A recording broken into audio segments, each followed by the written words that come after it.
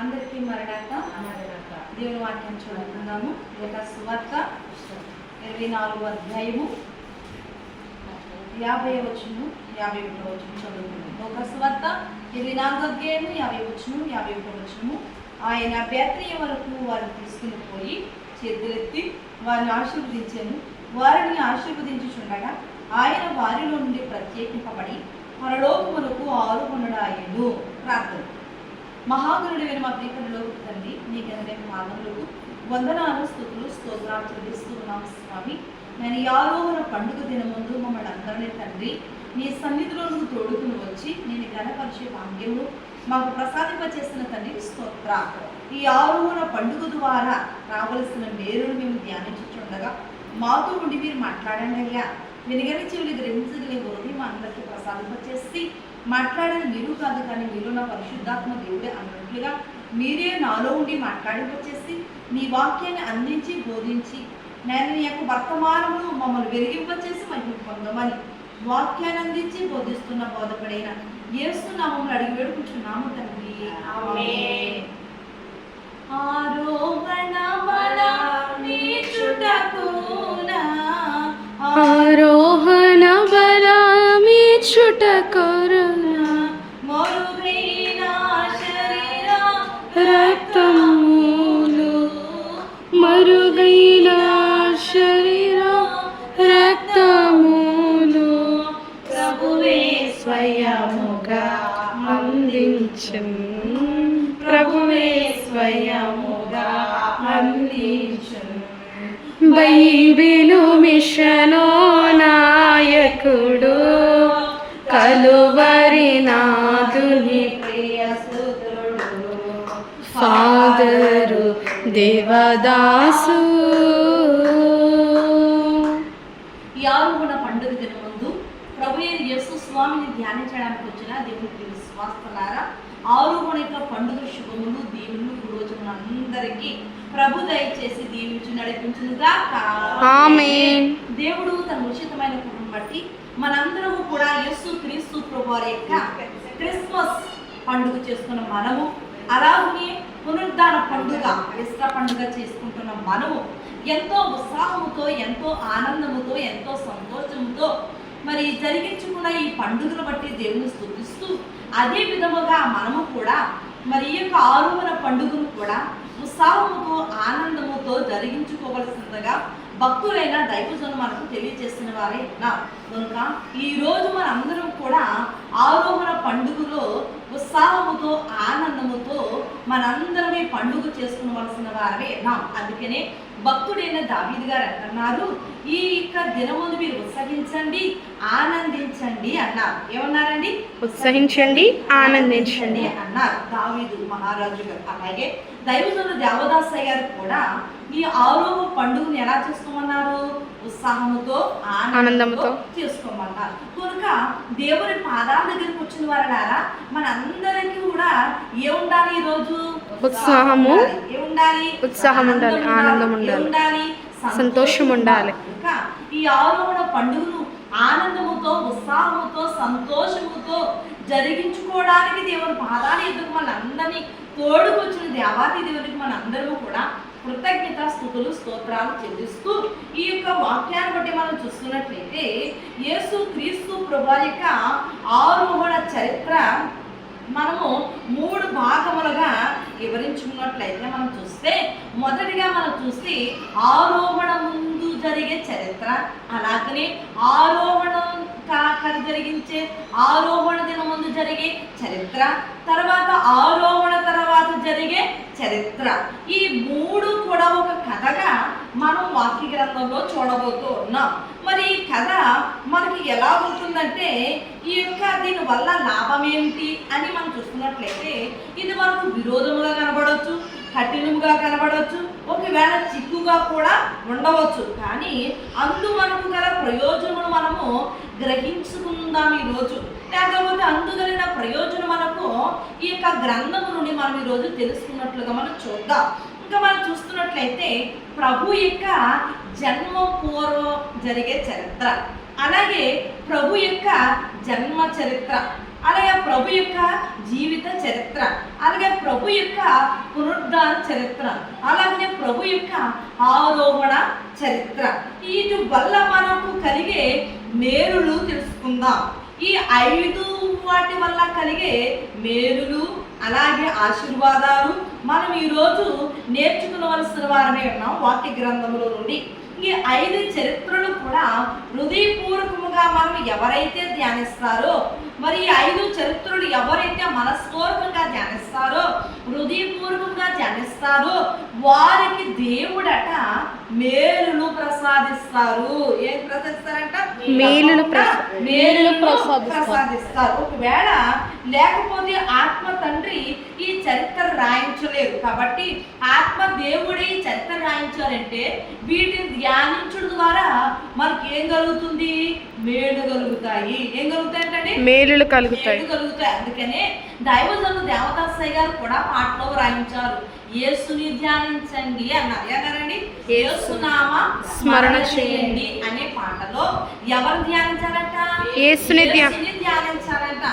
యేసుని ధ్యానిస్తేనట ఎట్టి మేలైనా కలుగుతుంది అన్నారు. ఏం కలుగుతుందంట? ఎట్టి మేలైనా కలుగుతుంది అన్నారు. కనుక ఈ 5 చరిత్రల యొక్క కథను మనం జ్ఞాపకము చేసుకుంటే ఏం కలుగుతాయంటమ్మా? మేలులు కలుగుతాయి. ఏం కలుగుతాయి? మేలులు కలుగుతాయి, ఆశీర్వాదములు కలుగుతాయి, దీవెన దేవుడు దయచేస్తారు. కనుక ఈ రోజు దేవుడు చేసిన పని ఏంటో తెలుసా?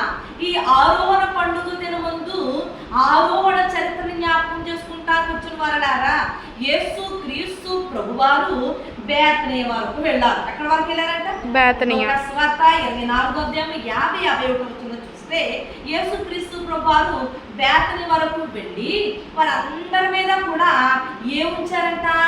చేతులుంచారు. ఏముంచారు? చేతులుంచారు. ఏముంచారంట అండి? చేతులుంచారు. చేతులుంచి వారిని దీవించారు. ఏం చేశారంట? వారు దీవించారు. అందుకనే భక్తులైన వారు దేవదాసయ్య గారు కూడా పాటలో రాయించారు కదా, నన్ను దీవించి పంపు నరుడాకు మేలు, నన్ను దీవించి పంపు నరుడాకు నీ మేలు, పనికాటుకొని చెప్పి వస్తున్నది చాలు, పనికాటుకొని చెప్పి వస్తున్నది చాలు. దేవుడు ఎవరంటమ్మా? దీవించే దేవుడు. నన్ను దీవించి పంపు. నరుడికి ఏం కలుగుతుందంట? మేలు కలుగుతుంది. ఏం కలుగుతుంది? మేలు కలుగుతుంది. మేలు కలుగుతుంది. కనుక ఆయన చాచిన హస్తములు, రక్తసిద్ధమైన హస్తములు, గాయపడిన హస్తములతో, అంతేకాదు ఆయన రెక్కల నీడన మీకు ఏం కలుగుతుంది? ఆరోగ్యం కలుగుతుంది. మీరు ప్రభువుని గొడవలే గంతులు వేస్తారు. ఆయన దక్ష హస్తములు, సహస్ర కార్యాలు చేసే హస్తములు, అద్భుతాలు చేసిన హస్తములు, మరణము నుండి మరి బిడలైన వారు లేవనెత్తిన హస్తములు, అలాగే చావు గోతులో నుండి లేవనెత్తిన హస్తములు ఈ రోజు ఏం చేస్తున్నారంట? దేవుడు దీవిస్తున్నారు. దేవునికి స్తోత్రం. హల్లెలూయా. హస్తములు, అద్భుతాలు చేసిన హస్తములు, ఆశ్చర్యకార్యాలు చేసిన హస్తములు, ఆహారం పెట్టిన హస్తములు, ఆహారం వడ్డించిన హస్తములు దేవుని చేతిలో పెట్టగానే ఏమైపోయంట? కృతజ్ఞత స్తుతులు చెల్లించగానే కొండ మీద 5 రొట్లు 2 చిన్న చేపలు వృద్ధి చేసిన హస్తములు. చిన్న బిడ్డలు ఆయన ఎద్దుకు వస్తే వారిని ఆటంకపరచవద్దని వారిని ఆశీర్వదించిన హస్తములు, వారిని హత్తుకున్న హస్తములతో ఈరోజు బేతనీ వరకు వెళ్ళి వారిని ఏం చేస్తున్నారు? వారి మీద చేతులుంచి ఆశీర్వదిస్తున్నారు. దేవుడికి స్తోత్రం. ఆశీర్వదిస్తూ ఎక్కడికి వెళ్ళారంట? పరలోకానికి ఆరోహణమైపోయారు. దేవుడికి స్తోత్రం. ఏమయ్యారంటండి? పరలోకానికి ఆరోహణమైపోయారని అపోస్తుల కార్యములు మొదటి అధ్యాయములో మనం 6వ వచనం నుండి 11వ వచనం వరకు మనం చూసినట్లయితే ఈ ఆరోహణ యొక్క చరిత్ర మనకు కనబడుతూ ఉంది. ఈ ఆరోహణ యొక్క చరిత్ర మనము ధ్యానించుకుంటూ ఉన్నాం. మరి కనుక ఇలాగ యేసు క్రీస్తు ప్రభువారు ప్రత్యేకింపబడి పరలోకానికి ఆరోహణమైపోయారు. ఈ దినమందు, ఈ ఆరోహణ దినమందు దేవుడు ఏమిచ్చారో తెలుసండి? ఆశీర్వాదాలు ఇచ్చారు. ఏమిచ్చారంట? ఆశీర్వాదాలు ఇచ్చారు. దేవుడు దీవెనలు ఇచ్చారు.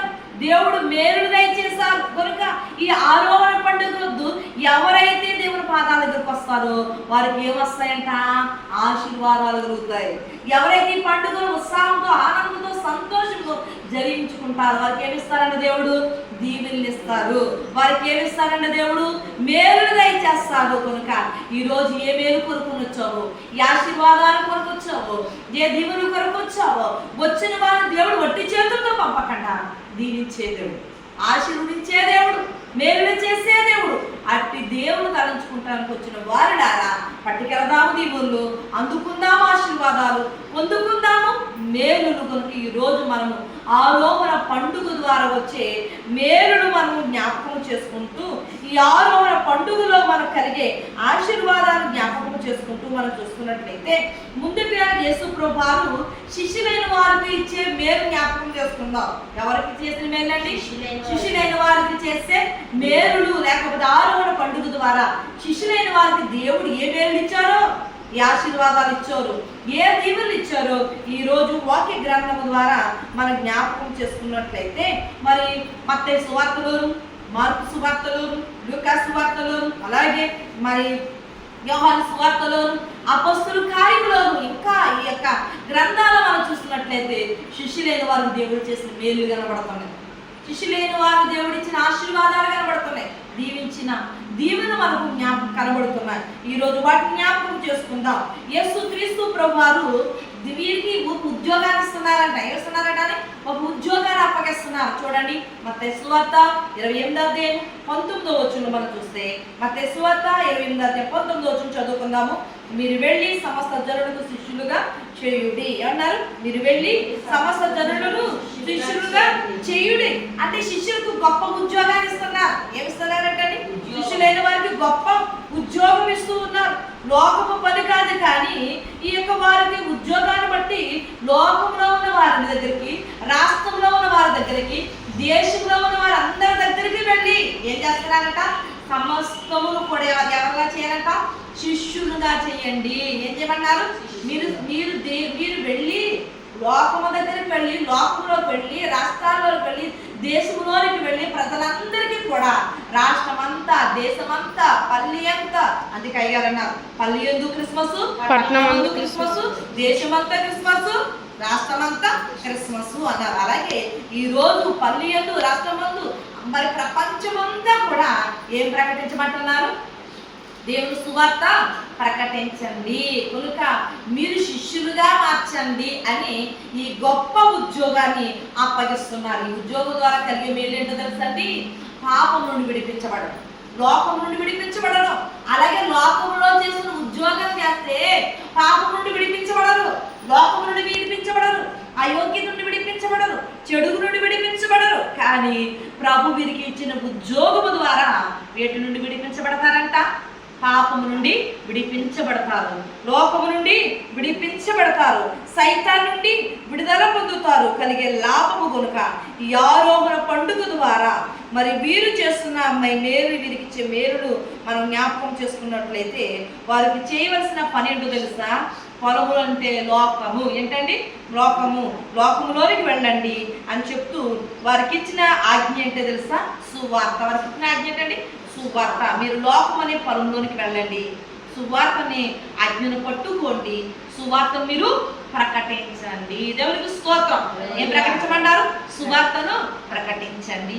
సువార్తను ప్రకటించవా, సునాదము వినిపించవా, సిలువను ప్రకటించవా, దాని విలువను వివరించవా, విలువను వివరించవా. లెమ్మో సోదరా, లెమ్మో సోదరి, లెమ్మో సోదరా, లెమ్మో సోదరి. దేవునికి స్తోత్రం. హల్లెలూయా. ప్రకటించాలంట. సువార్తను ప్రకటించమన్నారు? శిష్యులైన వారిని ప్రకటించమన్నారు. కనుక ఇది లోకం అనే పరుగులోనికి వెళ్ళండి, ఈ ఆజ్ఞను పట్టుకోండి, సువార్తను పట్టుకోండి, ఈ సువార్తని ఆజ్ఞను పట్టుకోండి, రెండోదిగా మూడోదిగా ప్రకటించండి అన్నారు. ప్రకటించండి అని శిష్యులైన వారికి మొదటగా ఇచ్చిన మేలేంటో తెలుసా? ఏంటో తెలుసా అండి?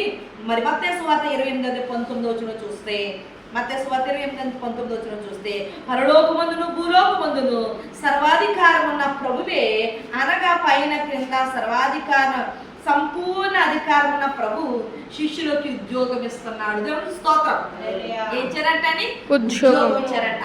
పరలోకమందును భూలోకమందును ఏముందంట? ప్రభుకి అధికారం ఉంది. ఆ అధికారంతో శిష్యులైన వారికి ఏమి ఇచ్చారంట? ఉద్యోగం అనే మీరు ఇచ్చారు. ఏమిచ్చారంటని? ఉద్యోగాలు ఇచ్చారు. మీరు భయపడద్దు, మీరు జడివద్దు, మీరు వెళ్ళండి, సువార్తను ప్రకటించండి అన్నారు. ఏమన్నారని? సువార్తను ప్రకటించండి. ఈ సువార్తను ప్రకటించండి, మీకు సర్వాధికారం ఇస్తున్నాను, నాకున్న అధికారం మీకు ఇస్తున్నాను. ఏమంటారు దేవుడు?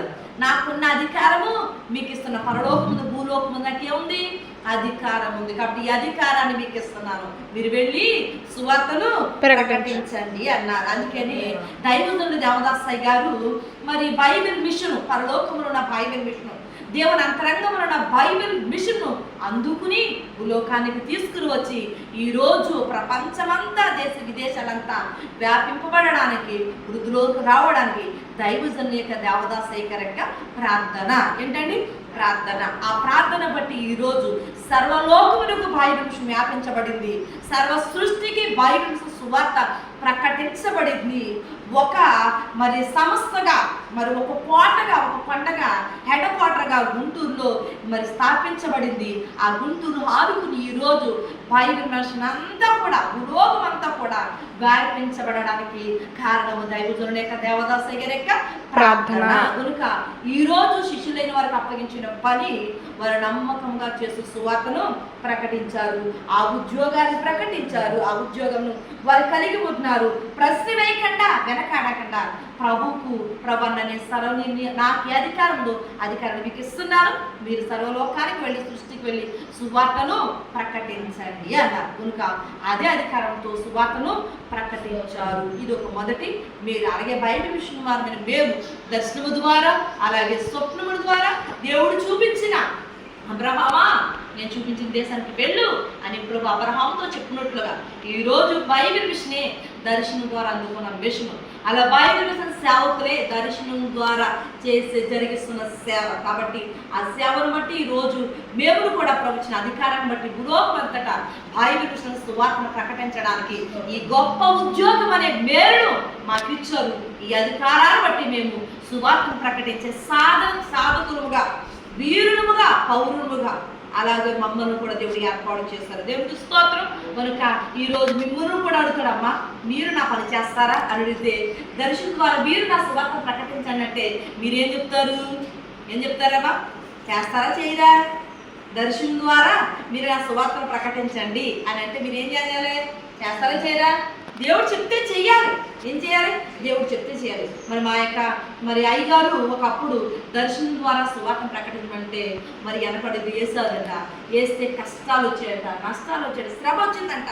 వెంటనే అయ్యగారు చేయ బాబు, నీ దర్శనం కదా సేవ చేయని యేసరత్న అయ్యగారు చెప్తే, మరలా కష్టం వచ్చినప్పుడు అవును యేసరత్న అయ్యగారు చెప్పినప్పుడు నేను వినలేదు, ఇది శ్రమ వచ్చింది, ఈ కష్టం వచ్చింది, ఒకవేళ దేవుడి దర్శనం నేను నెరవేర్చలేకపోతున్నానేమో అనుకుని మరలా ప్రభు దగ్గర తప్పు ఒప్పుకుని సువార్త పని ప్రారంభించారు. ఈ రోజు ఘనమైన మందిరాలు కట్టే భాగ్యాన్ని ఇచ్చారు. 7 గ్రామంలో బైబిల్ సువార్తను ప్రకటించే సాధకులుగా మమ్మల్ని దేవుడు ఏర్పాటు చేశాడు. దేవుడికి స్తోత్రం. హల్లెలూయా. మొదటగా మనం చూస్తున్నట్లయితే సర్వాధికారము ఉద్యోగమును శిష్యులైన వారికి దేవుడు ఇచ్చారు, సువార్త ప్రకటించే ఉద్యోగం. ఇంకా రెండోదిగా మనం చూస్తే అపొస్తలుల కార్యములు మొదటి అధ్యాయములు, అపొస్తలుల కార్యము మొదటి అధ్యాయము మనం చూస్తున్నట్లయితే అపొస్తలుల కార్యం మొదటి అధ్యాయము 6వ వచనం మనం చూస్తే, శిష్యులైన వారి దగ్గర వెళ్తూ ప్రభు అన్నారు, ఆరోహణమైపోయిన ఆరోహణ దినమందు, ఆరోహణ సమయమందు శిష్యులైన వారి దగ్గర నుండి ప్రభు ప్రత్యేకించబడి, ఇదిగో నేను వెళుతూ ఉన్నాను, ఇదిగో బూది గంతముల వరకు మీరు ఎలా ఉండాలంట? సాక్షులే ఉండాలి. ఎలా ఉండాలంట? రెండో మేలు ఏంటంట? సాక్ష్య జీవితాన్ని కలిగి ఉండండి. ఏం కలిగి ఉండాలంట? సాక్ష్య జీవితాన్ని కలిగి ఉండండి అని ప్రభు ఆరోహణ ముందు ఆరోహణము ప్రత్యేకించబడి ఆరోహణమవుతున్న సమయం ముందు ప్రభు ఇస్తున్న రెండో మేలు ఏంటి తెలుసా?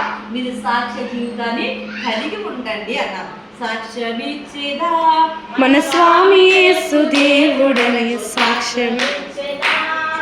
సాక్ష్యమనిది వినిన సంగతులను తెలుపుటై సాక్ష్యమనిది వినిన సంగతులను తెలుపుటై సాక్ష్యమిచ్చు కొరకు నన్ను స్వామి యాచించెను సాక్ష్యమిచ్చు కొరకు నన్ను స్వామి యాచించుకొనును సాక్ష్యమిచ్చేదా మన స్వామి యేసు దేవుడని సాక్ష్యమిచ్చేదా. దేవునికి స్తోత్రం. ఎలా ఎందుకు రక్షించుకున్నాడు దేవుడు? నిన్ను సాక్ష్యం ఇచ్చుట కొరకు నేను రక్షించుకున్నాను. సాక్షి జీవితాన్ని కలిగి ఉండండి అంటున్నారు. భూమి దిగంతముల వరకు మీరే కలిగి ఉండాలంట. సాక్ష్య జీవితాన్ని కలిగి ఉండండి. ఏం కలిగి ఉండాలంట? మీరు సాక్ష్య జీవితాన్ని కలిగి ఉండండి. మీరు బోధ ఎంత ప్రాముఖ్యమో, సువార్త ప్రకటించడం ఎంత ప్రాముఖ్యమో అలాగే మీరేం కలిగి ఉండాలంట? సాక్ష్య జీవితాన్ని కలిగి ఉండండి. దేవునికి స్తోత్రం. దైవజనుడు దేవదాసయ్య గారు అన్నారు, వింటున్నారమ్మా?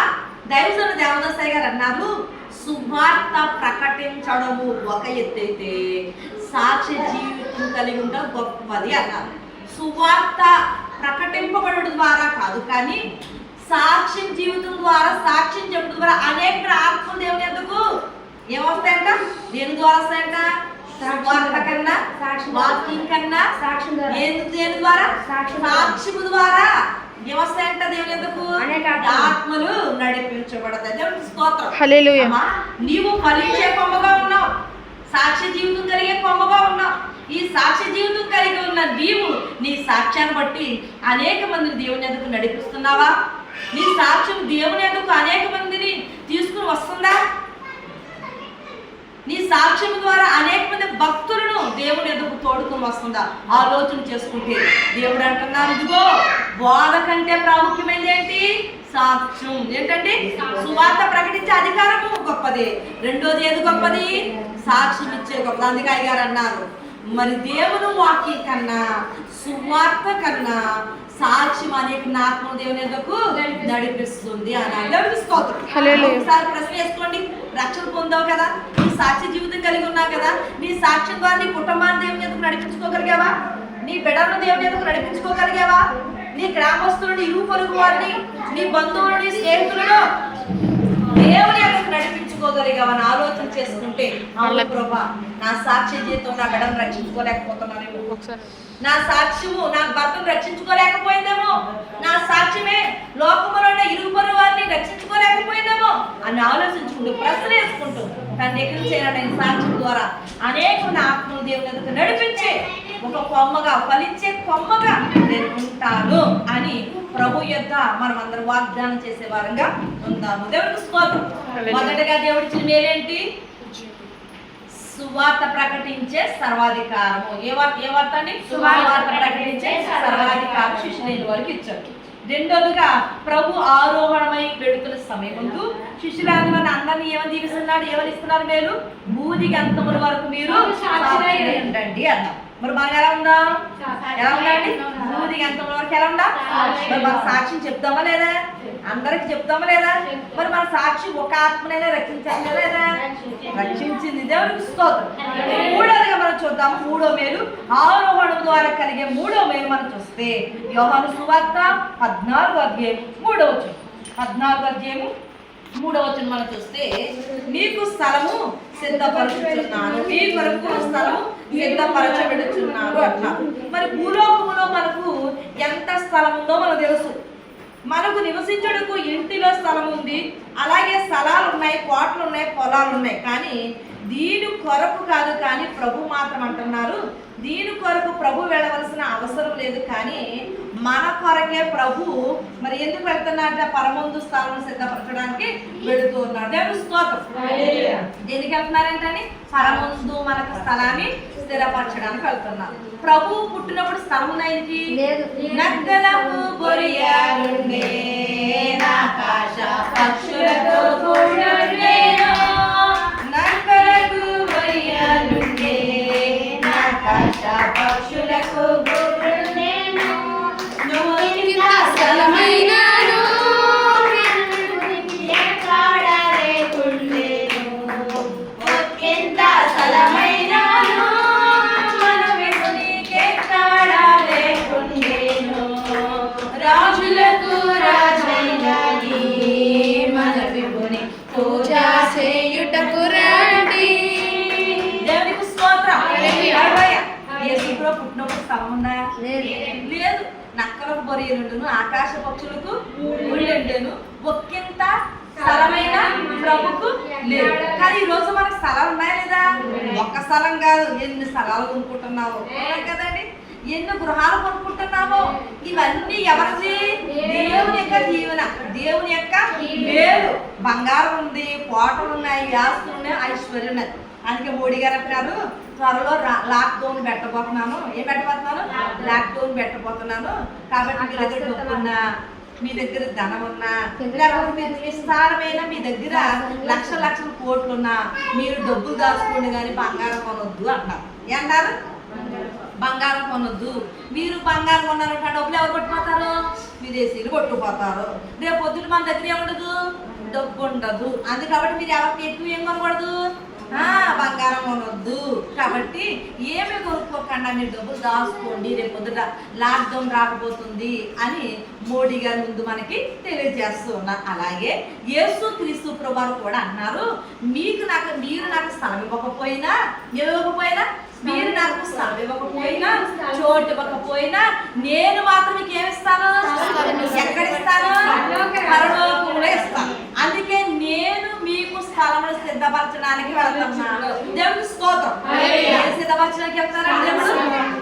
కనుక నేను పరలోకానికి ఎందుకు ఆరూఢమై వెళ్తున్నానంటే, నేను ఎందుకు పరలోకానికి వెళ్తున్నానంటే మీకు స్థలాన్ని సిద్ధపరచడానికి వెళ్తున్నాను.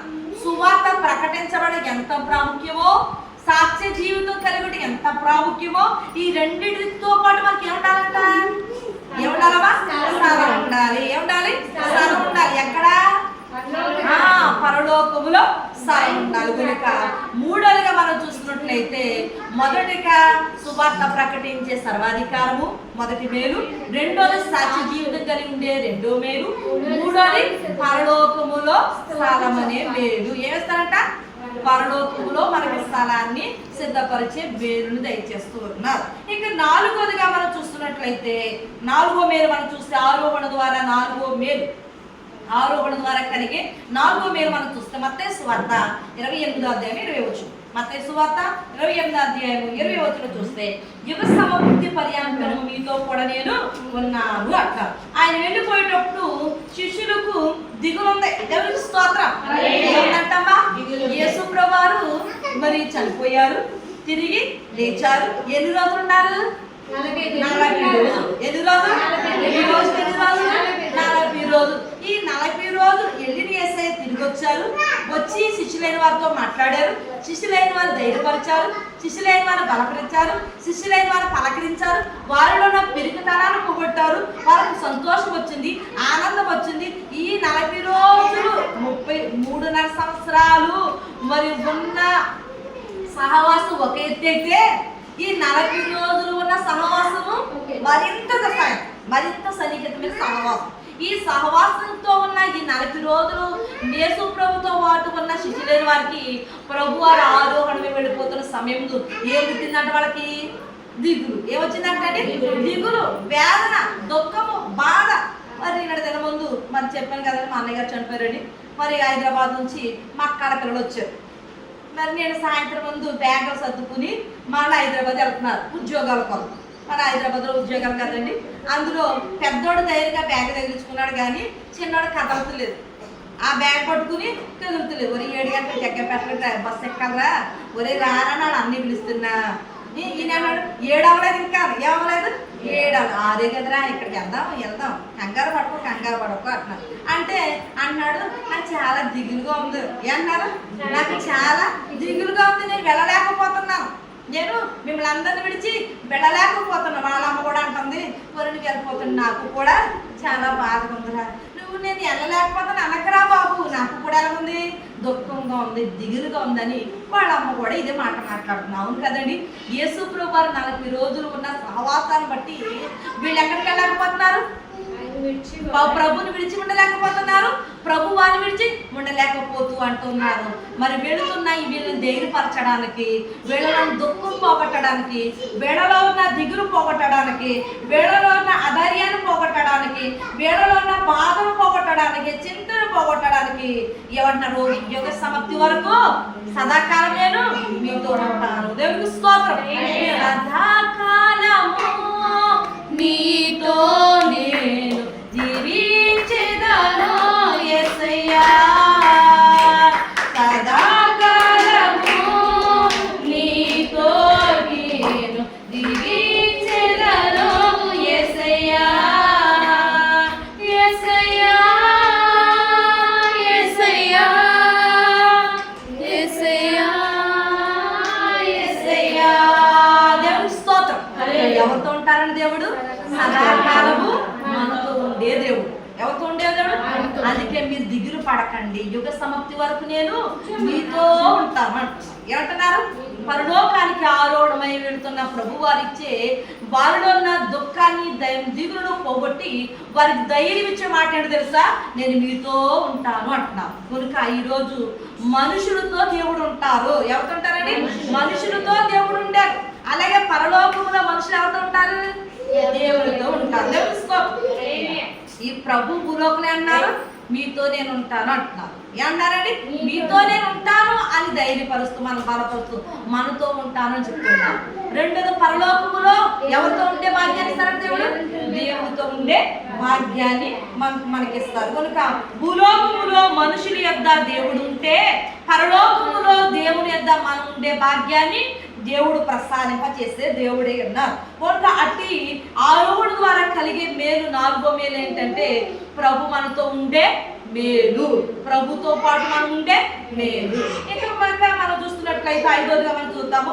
మరి 5వదిగా మాట చెప్పుకుంది దేవుని వాక్యాన్ని ముగించేసుకుందాం. 5వదిగా దేవుని వాక్యాన్ని ముగించేసుకుందాం. యోహాను సువార్త 14వ అధ్యాయం 3వ వచనం. యోహాను సువార్త 14వ అధ్యాయం 3వ వచనంలో చూస్తే అక్కడ అన్నారు, మీరు పరలోకములో మీరు నా యొద్ద ఉండుటకు.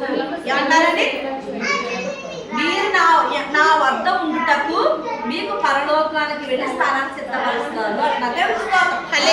మన యొద్ద నివసించు మనసున్న తండ్రిని మనసున కనపరచుడి, మాయా మన కూడా కనపరచుడి, మాయా మన కూడా కనపరచుడి, కనపరచుడి దేవుని త్రైకా జనకోడో ఏకాత్ముని, త్రైకా జనకోడో ఏకాత్ముని.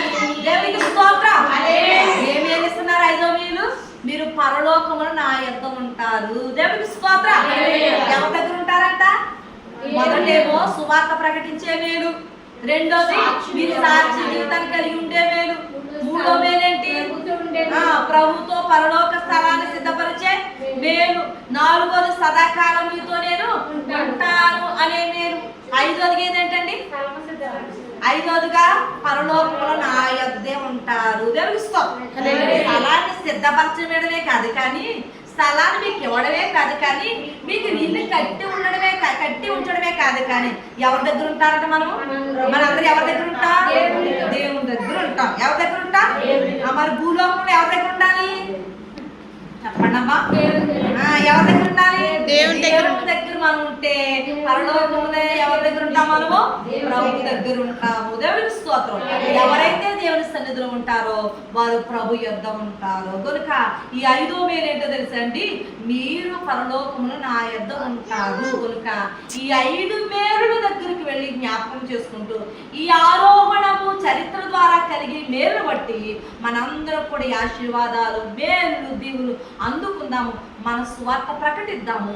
మన సాక్ష్యం ద్వారా అనేక జ్ఞాపకం దేవుని ఎందుకు నడిపిద్దాము. పరలోకములో దేవుడు మనకు స్థలాన్ని సిద్ధపరిచే మేలు అందుకుందాము.